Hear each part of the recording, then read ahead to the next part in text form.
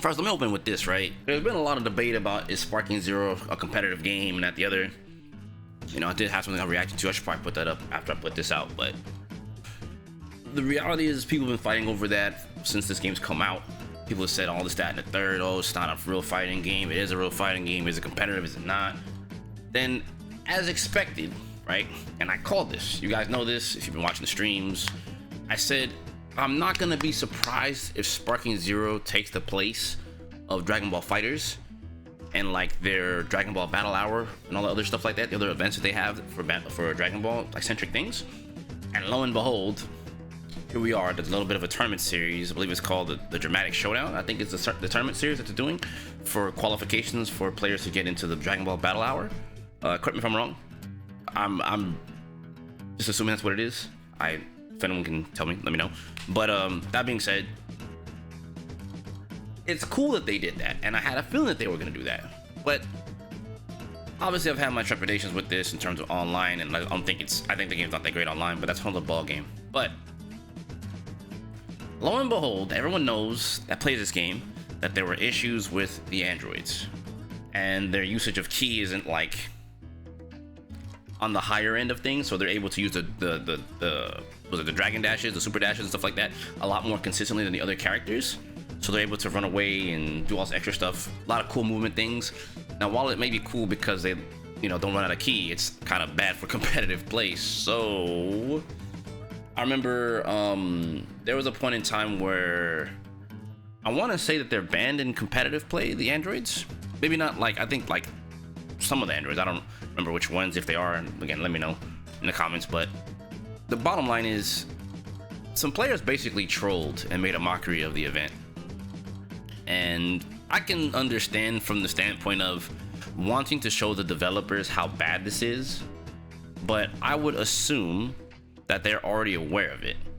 And I say that because they've already tried to patch the game one time, and they patched like Yajirobe and a few other characters, I want to say.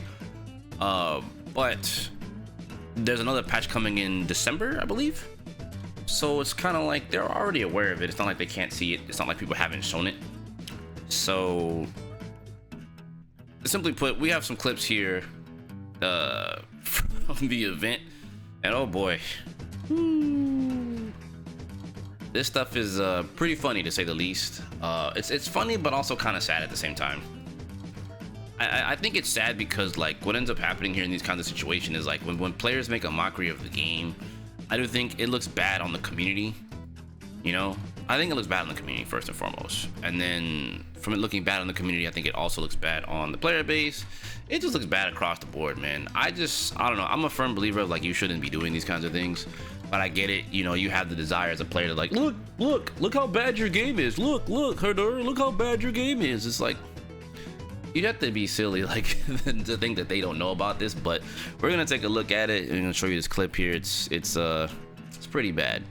So we're gonna take a look at the first clip, and yeah, we're gonna probably catch a quick laugh.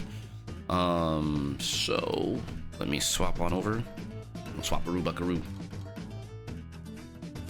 Let's take a look at what's going on here. And this is the grand finals. Oh man, even worse. We're swapping out. More sick. What? We're doing it again. We get the activation. Okay. We're putting the buffs on. All right. Okay. All right. These guys. All right, there's a gentleman's agreement in effect. There has to be. These fellas, I refuse to believe otherwise. Yeah, what is going on here? Come on. These guys are like, it's 1 a.m. in France already? Okay, bet. We go until 2 a.m. Yeah.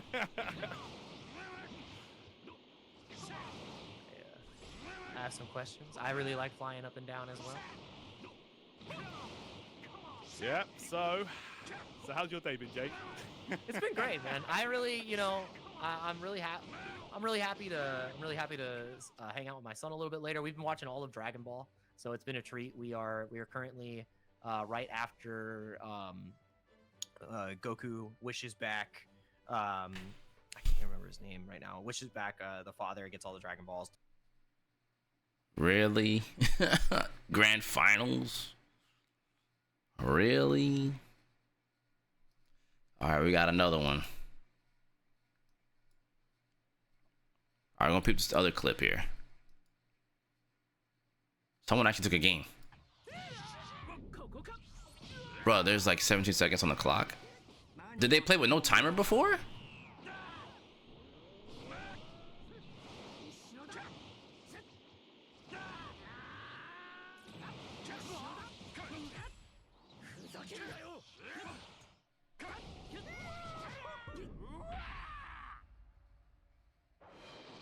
Yo, they cut the commentary.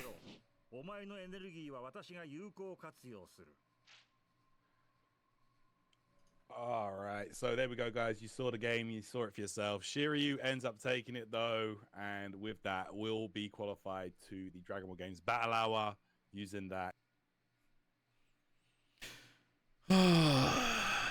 The timer disappears. Whoa. Yeah, and then like apparently commentary was cut somewhere in between.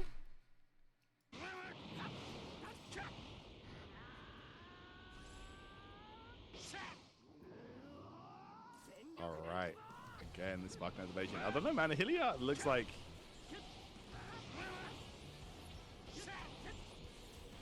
He's got some chip damage at least on the board. Like, Trying to connect. Like, I'm not gonna lie, Shiryu taking no damage right now. Yeah. But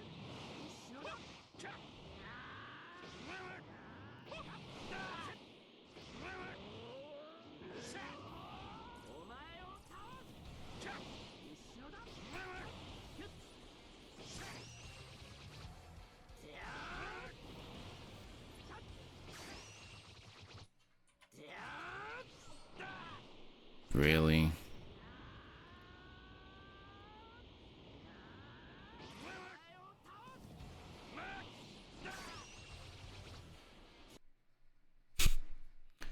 Okay, so now, dude, this is so bad, you know. And here, let me swap over real quick. Oh man, swaparoo buckaroo.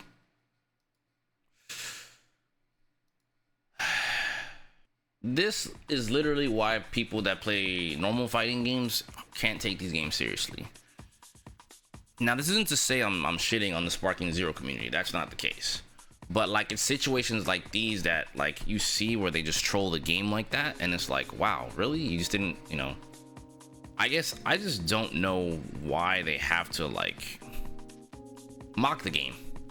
I think it makes for such a bad showing of the game, and it also makes competition look like a joke. Now, I think they could have shown this to the developers in a video instead of showing it in tournament. You know what I mean? Like, show them in the video that this needs to get changed and just play the game normally. You know, but they want to win in that fashion to make a statement. And I think it's like, in one way I don't blame them, and in other ways I do, because like it also looks bad. Like, let me tell you why. Let me tell you why it looks bad. It looks bad for the spectators, for those who are interested in the game in general and that will watch it no matter what. And they see that and they're like, oh, this is what the game is? Okay, I'm out. You know, and they'll just go refund their copy or stuff like that. Like, people don't understand the ramifications of showcasing this in a tournament setting. It's one thing if you saw it in ranked and you got upset about it, or you saw it on YouTube and you got upset. That's one thing. But when you see it in an event and it's like Bandai Namco allowed them to do that, then they're just not take the game serious. At that point, any tournament looks like a joke, because that means anyone can just pick that and just do it. You know, and I say anyone very loosely. It doesn't mean like anyone can win. It just means like anyone that's played the game and is somewhat competent at the game at a intermediate level, for the most part, could probably pick that up and just abuse it. And then it looks bad, and then the game gets a bad rap despite its sales and whatnot.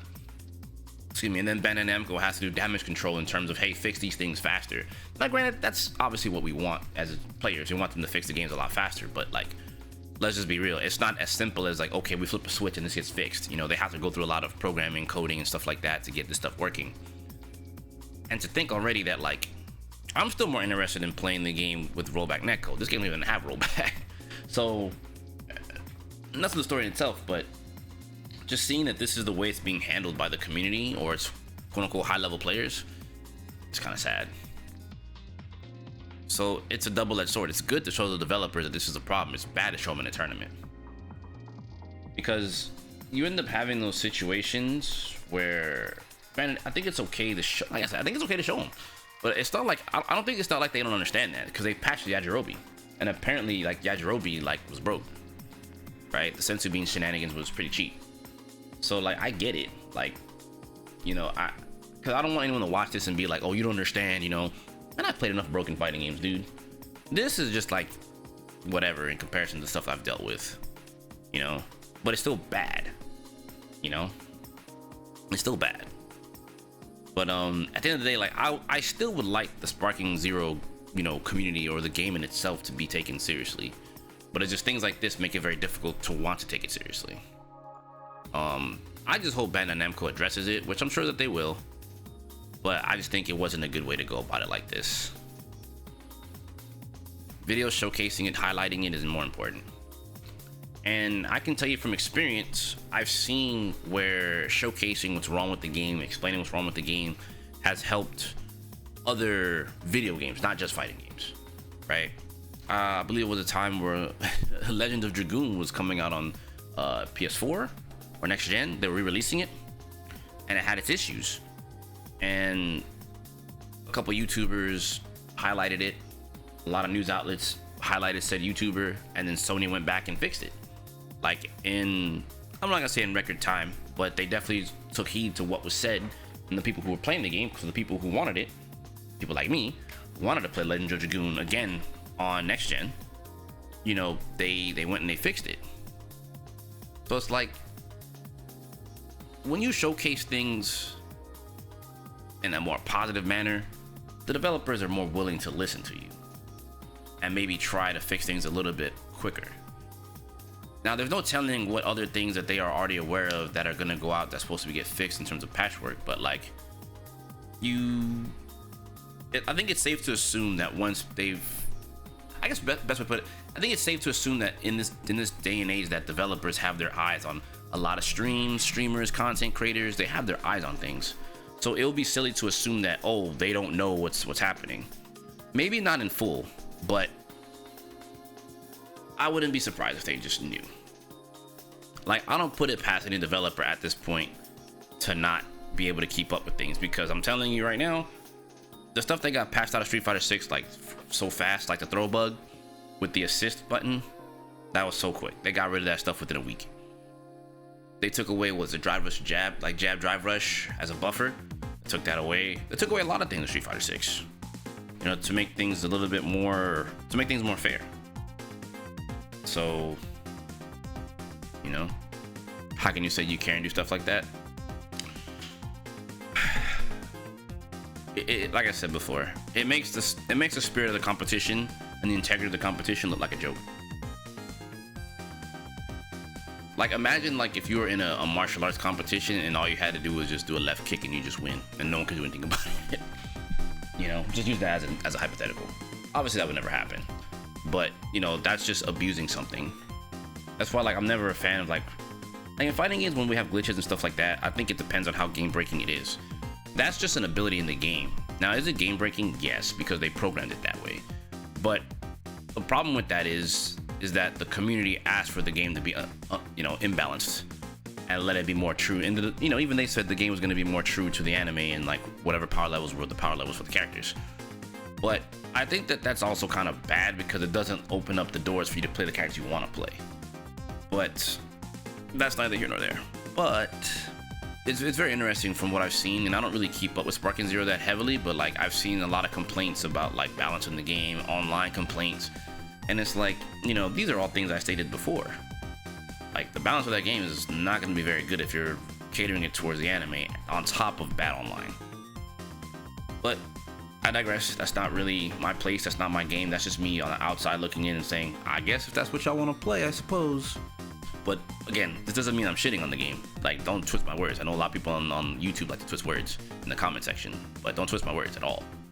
Like, I think the game has its technicalities. I think it has things that are cool that make it like a really cool / interesting fighting game. But right now, as it stands, what I see right here in this tournament, that's bad, and they gotta fix that. They've got to do something about that. Otherwise, like, the integrity of that game's competitive side will look very bad moving forward. So, anyway, that's gonna do it for what I think about that. talk to me in the comments below. Are you playing Sparking Zero right now? I know this isn't a channel where we cover like, you know, Arena Fighter too heavily, but you know, if it's something that you're playing, is it something you're concerned about? Hopefully it is. But yeah, talk to me in the comments below. Let me know how you're feeling, and I'll catch you on the next one. You know what time it is. Peace.